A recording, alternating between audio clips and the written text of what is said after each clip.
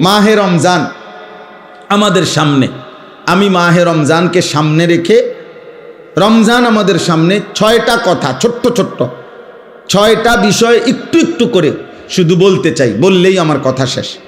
মাহে রমজানে, রমজান মাসে 6টি মোটা দাগের ইবাদত নতুন করে যোগ হয়। আগের সকল ইবাদত সেটা তো আছেই, আগের যত নিষেধাজ্ঞা হারাম গুনাহ এটা তো আছেই, নতুন করে 6টি গুরুত্বপূর্ণ ইবাদত রমজান মাসে যুক্ত হয়। একজন মুমিনের উচিত, আল্লাহ তাআলা যেহেতু আগের সমস্ত ইবাদত এর সাথে রমজানে আরও 6টি ইবাদত যুক্ত করেছেন নতুন করে, অতএব একজন মুমিনের উচিত এ কথা বুঝা যে রমজান মানেই ইবাদতের জন্য, রমজান মানেই আখিরাতের জন্য, রমজান মানেই নিজেকে গুনাহ থেকে মুক্ত করাবার জন্য, রমজান মানেই ভিন্ন কিছু, রমজান মানেই আলাদা কিছু, রমজান মানেই অনেক কিছু। এক ইমানদারের জন্য, যার আখিরাত দরকার, যার জাহান্নাম থেকে মুক্তি দরকার, যার মূলত জান্নাত দরকার, আর যার এগুলো দরকার নাই তার কাছে রমজান আর গাইরে রমজান ভিন্ন। রমজান এবং অন্য সময় বরাবর। তার হলো পেশাব পায়খানা, তো এটা তো সব মাসে বরাবর। তার হলো বাদ্যুকা খাওন, তো তার তো এটা বরাবর। তার তো হইলো যৌন চাহিদা পূরণ করা, লজ্জাস্থানের চাহিদা, এটা তো সারা মাসে সারা বছর বরাবর। তার জীবন তো হইলো খাইছে, ঘুমাইছে, পেশাব পায়খানা করছে, যৌন চাহিদা পূরণ করছে, যখন যেভাবে, হালাল হোক আর হারাম হোক, হালাল নিজের স্ত্রী দেখা হোক আর মোবাইলের নর্তকী দেখা হোক, যেমনে হোক নিজের চাহিদা পূরণ হইলেই হয়েছে। এই যে জীবন, এইটা যাদের জীবন জন্তু জানোয়ারের মতো, তাদের জন্য রমজান কিছুই না, আলাদা কিছুই না। কিন্তু খোদার কসম, যার জাহান্নাম থেকে মুক্তি দরকার, যে বোঝে আমার আল্লাহ আছে, যে বোঝে আমার আখিরাত আছে, যে বোঝে হাসরের ময়দান হবে, বিচার হবে, একদিন আমাকে আমার আমলনামা আল্লাহর সামনে নিতে হবে, আমার জীবনের সমস্ত ভালো মন্দর হিসাব আমাকে দিতে হবে, খোদার কসম ওই ব্যক্তির জন্য রমজান অনেক কিছু, অনেক কিছু। রমজান আলাদা কিছু, রমজান আলাদা কিছু। আমাদের অনেকের জীবনে রমজান আমরা বুঝি না।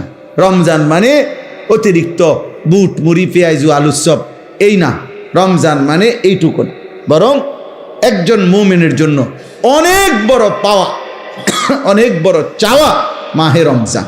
এখন 6টি মোটা মোটা নতুন অতিরিক্ত ইবাদত, সেটা কি?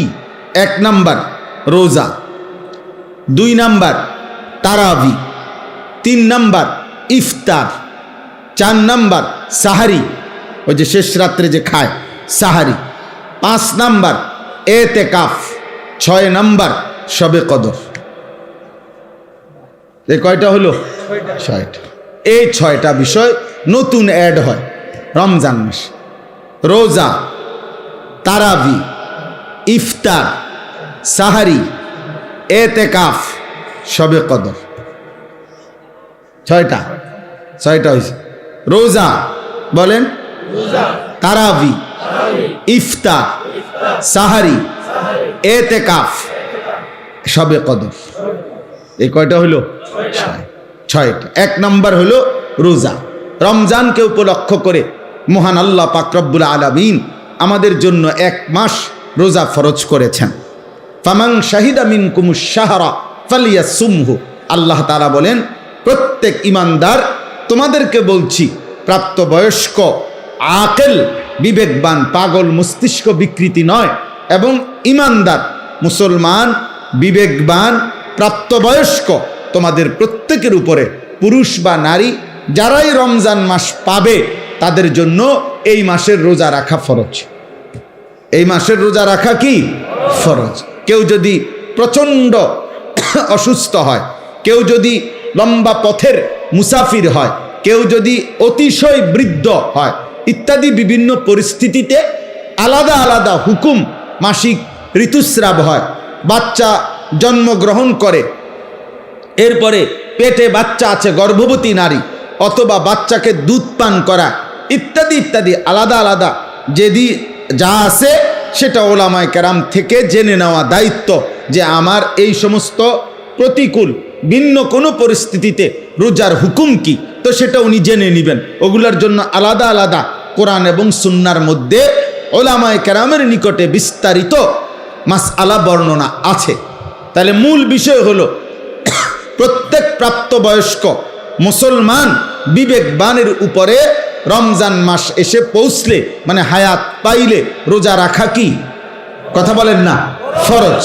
ফরজ এটা আল্লাহর নবী সাল্লাল্লাহু আলাইহি ওয়াসাল্লাম বলেছেন, এই রোজা যে ব্যক্তি রমজান মাসে পুরা এক মাস আল্লাহ তাআলার এই রোজার বিধান, আল্লাহর প্রতি ঈমান রেখে আল্লাহর নিকট নেকি অর্জনের আশায় রোজা রাখবে, নবী সাল্লাল্লাহু আলাইহি সাল্লাম ওয়াদা দিয়েছেন আল্লাহ তাআলা তার পেছনের জিন্দেগীর সব গুনাহ মাফ করে দিবেন। মান সামা রমাদানা ঈমানান ওয়া ইহতিসাবা গুফিরা লাহু মা তাকদ্দামা মিন যামবি।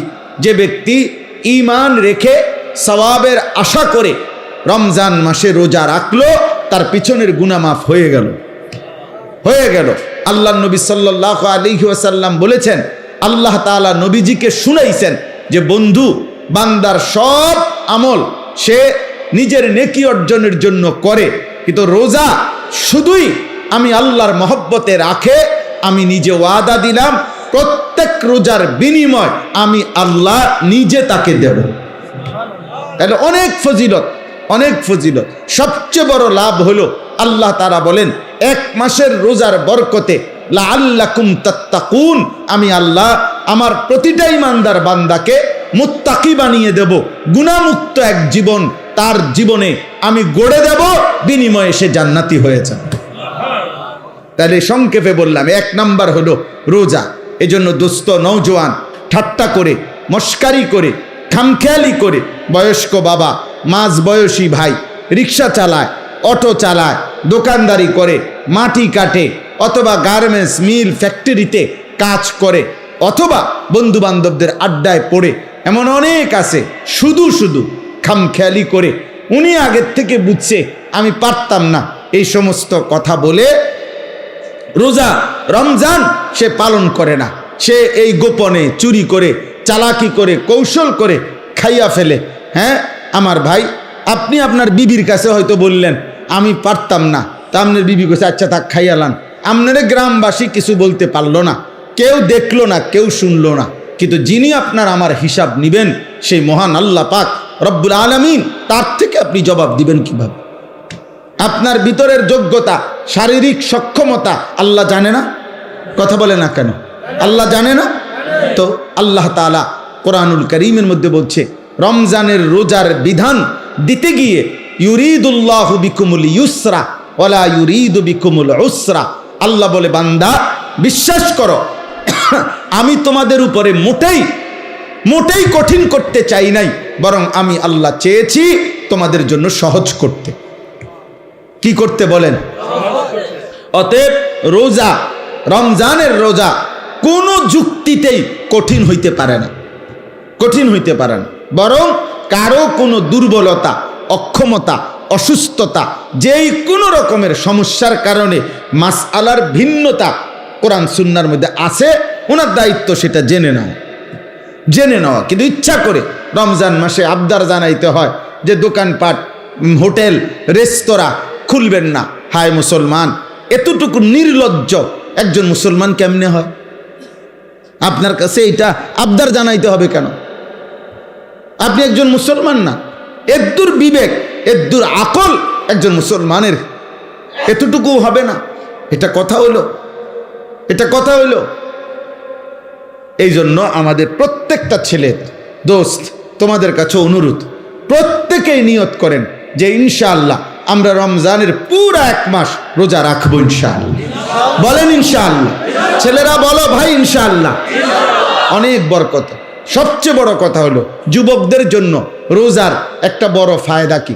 রাসূলুল্লাহ সাল্লাল্লাহু আলাইহি সাল্লাম স্পষ্ট বলছেন, ফাইন্নাহু লাহু বিজাউন, কোন ব্যক্তির যৌন চাহিদা নিয়ন্ত্রণ করার ক্ষেত্রে, নারীর প্রতি আকর্ষণ, নারীর প্রতি চাহিদা, জিনা ব্যভিচারের আগ্রহ, অসৎ চরিত্রহীন লম্পট্য, নিজের নফসের চাহিদাকে, হারাম চাহিদাকে দমন করার জন্য, নিয়ন্ত্রণ করার জন্য রাসূলুল্লাহ সাল্লাল্লাহু আলাইহি ওয়াসাল্লাম বলেছেন রোজা একটি কার্যকর মাধ্যম।